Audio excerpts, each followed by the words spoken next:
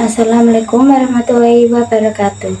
Sugeng enjing para pemirsa kepanggihan malih kalih kula Siti Nurjanah ing pawarta ingkang badhe ngaturaken pawarta babagan gangsal ing Kecamatan Bena atusan hektar saben tumut tergenang. Sumangga dipirsani pawarta punika.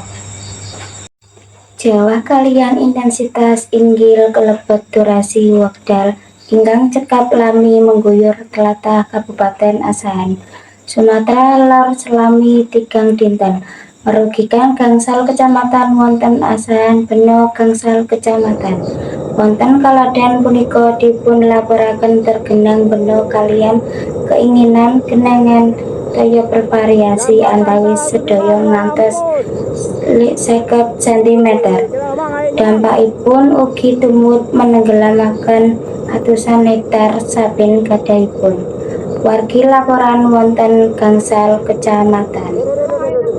Kecamatan Meranti punika kawan dusun ingkang asring bena kathah sabinipun.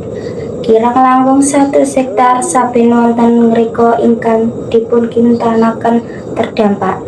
Dipun sebataken bena paling ala-wala ing Kecamatan Simpang sekawan amargi wonten luapan toya saking tanggul ingkang boten saged nahan debit toya saking lare Lepen Silau lan Asahan.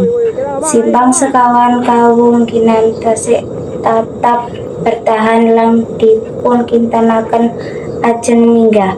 Sampun wonten antisipasi lan imbauan wargi wonten mrika.